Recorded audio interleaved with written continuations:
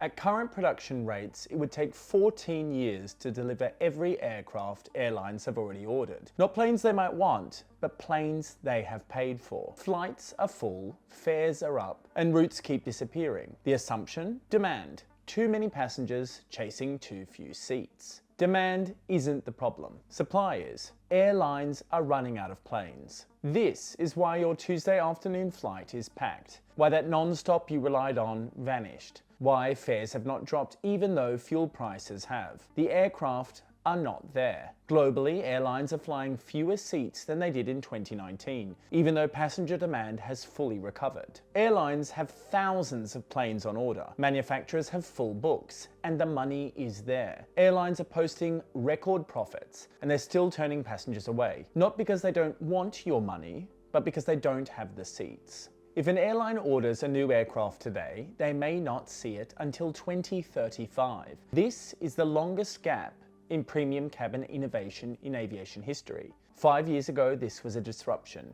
It should have been fixed by now, but it's getting worse. To understand how badly this was bungled, you need to see where we all were before everything fell apart. In 2019, commercial aviation was a machine running at peak efficiency. Global traffic growing at over 4% a year. Load factors at a record 82.6%. Planes flying fuller than ever before. The worldwide fleet stood at roughly 25,000 active passenger aircraft, and the industry was projecting that number would double by the late 2030s. Airlines were adding routes, ordering jets, and planning for decades of uninterrupted growth. But nobody saw the cliff coming. Growth, unfortunately, was not a hope. It was the assumption. Then 2020 happened. At the worst point, over 16,000 aircraft were grounded, more than half the global fleet parked. Airlines hemorrhaging cash, and when you're losing money that fast, you start making permanent decisions. Older jets, the 747-400s, the A340s, hundreds of regional aircraft were retired early. Not mothballed, retired, sent to the desert and stripped for parts. The retirements were not evenly distributed. Widebodies took the heaviest losses. The big jets that fly long haul and connect continents. The Boeing 747 and the Airbus A340.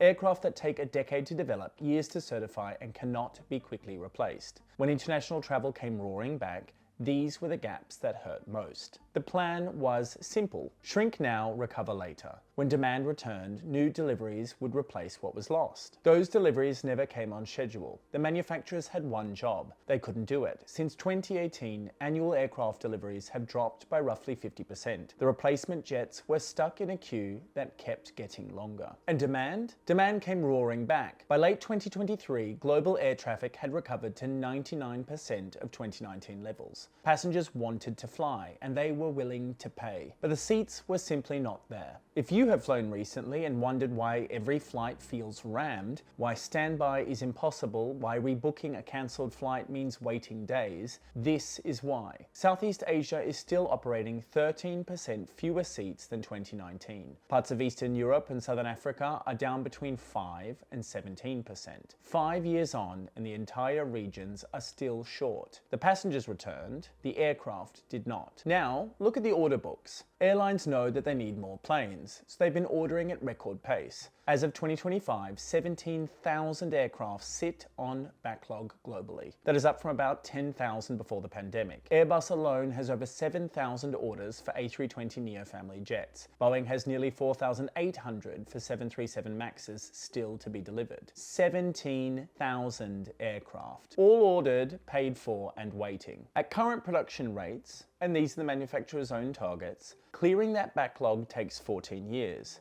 Think about that. An airline placing an order today may not see the aircraft until the end of the next decade. The queue is that long. So the reality is that the planes are ordered, the money is committed, and the production lines cannot keep up. But here is what makes this stranger still. The problem is not just future aircraft that have not been built. Even planes that already exist, jets that have flown paying passengers for years, are sitting on the ground right now. Usable aircraft completely grounded. Why? The answer comes in layers. Each one makes the problem worse. Start with the factories. Airbus and Boeing both want to build faster, but they can't. The supply chain that feeds them, engines, avionics, raw materials or fasteners, shrank during the pandemic and still haven't recovered. In 2023, A fire at a single fastener factory caused delivery delays across multiple aircraft programs. Boeing's 737 MAX line hit an FAA-imposed production cap after quality failures. Airbus has missed its own delivery targets for years running. Boeing's supplier, Spirit AeroSystems, delivered fuselages with manufacturing defects. Rework required. More delays. The people building these aircraft could not get the basics right. This is why the backlog takes 14 years. The factories cannot run faster than their weakest supplier.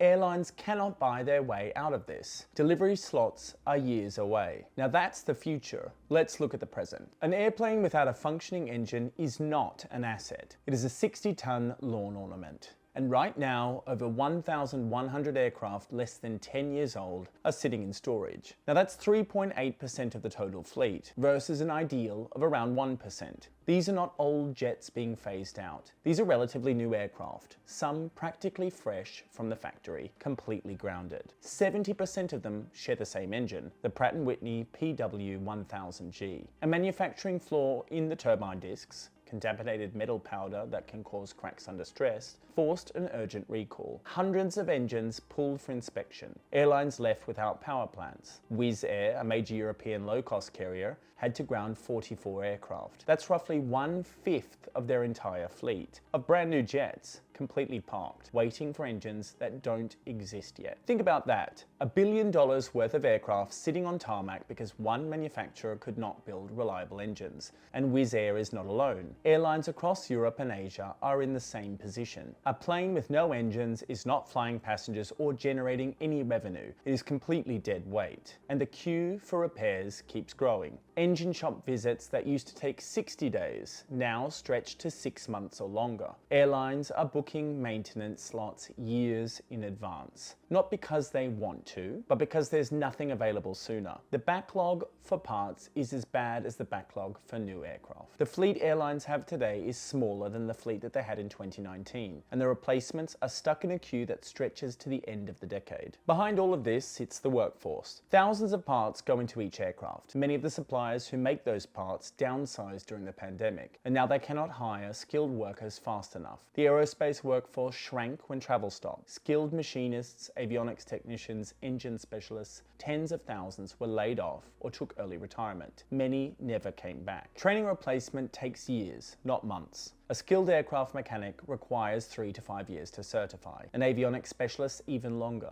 The industry lost a generation of expertise in 2020 and is still paying for it. And there's no way that we can accelerate that. A supply chain this complex has hundreds of failure points. Right now, dozens of them are failing at once. So even if Airbus can assemble an aircraft, a single missing part stops the line. A $150 million jet grounded by a component that costs a few $1,000s. And pilots?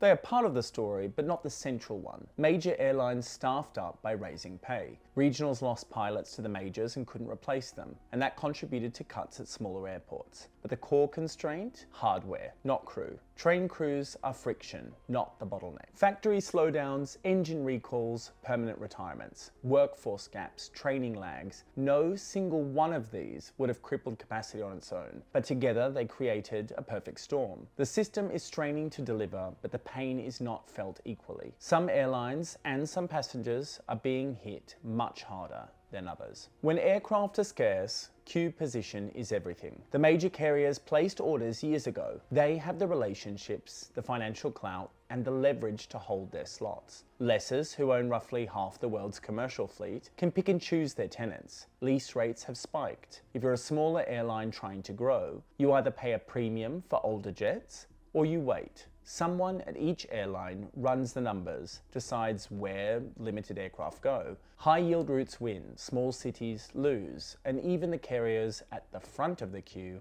are stuck waiting. Emirates is the largest 777X customer in the world. 205 aircraft on order. They were supposed to start arriving in 2020. 7 years later, not a single one has been delivered. Tim Clark, the airline's president, put it very bluntly. I would have had 107 777s on the original contract. I haven't got one. But here is the part that should make you wince. Emirates had designed an entirely new business class suite for the 777X. The seats were built and they were installed in a test aircraft in 2019, all ready to go. Then the delays started and kept going. Eventually, Emirates scrapped those seats entirely at a cost of 20 to 30 million euros, because by the time the aircraft might actually arrive, the design would have been outdated. They went back to square one, and the new design is now under review again because competitors have leapfrogged them. Emirates literally had cutting-edge seats on the shelf for a jet that Boeing could not deliver. Singapore Airlines is in the same position. They ordered 777-9s expecting delivery in 2021. Now it's looking more like 2027 or maybe later. In the meantime, Singapore is experiencing its longest gap in business class innovation in the airline's history. 9 years without a new long-haul seat. The cabin passengers flying in today was designed in 2013. Competitors now offer private doors, 4K screens and wireless charging. Singapore doesn't, because the aircraft meant to carry the next generation product still hasn't arrived. Their biggest rival, Cathay Pacific, found a workaround, but it tells you everything about how broken this is. They designed the new Aria business class suites and Halo first class suites for the 777X. The aircraft are delayed now until at least 2027, so Cathay is retrofitting 30 of its old 777-300ERs with the new Aria business suites instead, but not the new first. They couldn't make the Halo suites work on the old airframe, so they're pulling first class out of these aircraft entirely, installing the new business class cabin and removing the top cabin. On planes the 777X was supposed to replace years ago. That is how stuck they are. British Airways is in the same position. They ordered 18 777-9s expecting delivery from 2022. They retired their 747s assuming the replacement was coming. Well, it wasn't, and now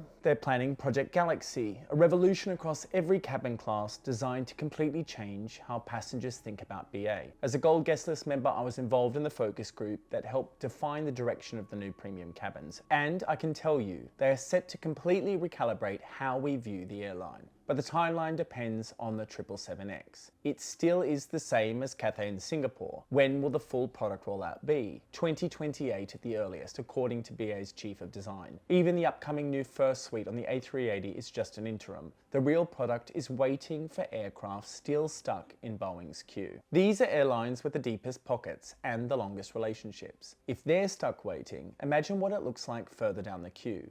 Smaller markets have been cut off entirely. Since 2020, 121 American airports have lost scheduled service. Some communities now drive hours to reach a flight. The fares reflect all of this. Fuel prices have moderated, and this isn't about fuel, it's scarcity pricing. European airfares in 2023 were 16% higher than 2019, even after adjusting for inflation. You're paying 2024 prices for cabins designed a decade ago on aircraft the airlines can't replace. The system is gridlocked. The question now is, can it catch up? And how long will passengers have to wait? The answer is eventually, but not soon. Airbus and Boeing both have plans to ramp production. Airbus is targeting 75 A320neo family aircraft per month by 2027, up from around 45. They're opening new assembly lines in Alabama and China. The A350 widebody is set to hit 10 per month by 2026, then 12 by 28. Boeing is aiming for 50 or more 737 MAXs per month by 2026, up from 31 in 2022.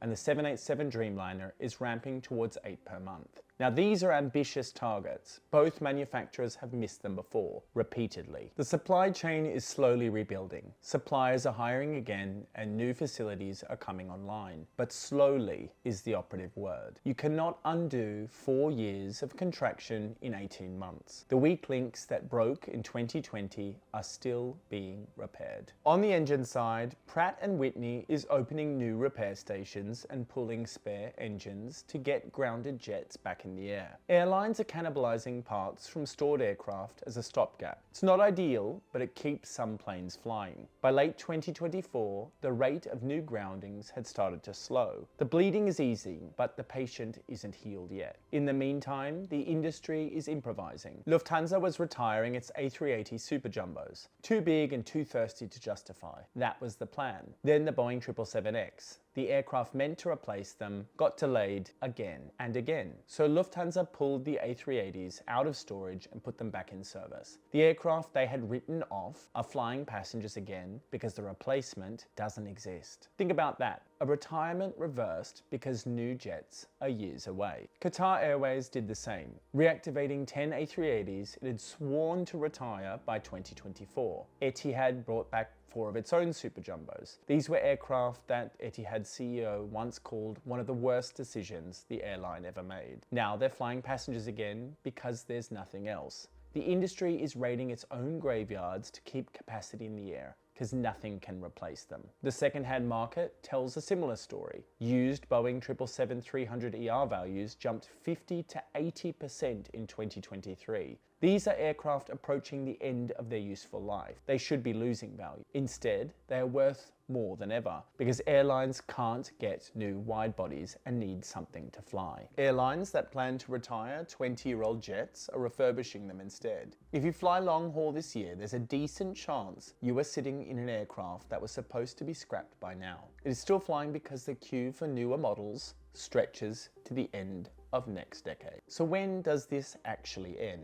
IATA says that it could take until the end of the next decade to fully resolve. Leasing executives say not before 2028 at the earliest, for anything approaching normal. If, and it is a significant if, Airbus hits 75 per month and Boeing hits 50, the 14-year backlog will start to shrink. By 2027, fleet growth might finally overtake demand growth. Fares and frequencies may start to normalize. But that assumes no new shocks, no recession, no new crisis. The industry unfortunately hasn't earned the benefit of the doubt. Relief is coming, but it is measured in years, not in months. This is not a temporary disruption. Unfortunately, it's structural. Aircraft manufacturing doesn't rebound with a switch. The system was more fragile than anyone wanted to admit, and rebuilding it is a slow, grinding process. The skies are facing a major bottleneck, and now we know why, and roughly how long the queue is. Demand didn't cause this.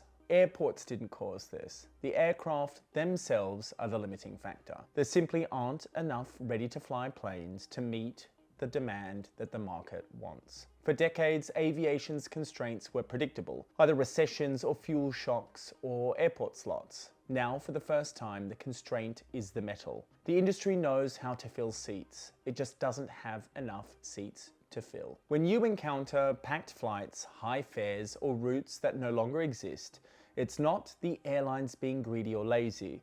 It's a system still digging out from a structural collapse. The backlog is the barometer, and when those numbers start falling, when Airbus and Boeing actually hit their targets, that's when flying starts to feel normal again. Until then, this is what constrained capacity looks like. For the Sky Digest, I'm Jan.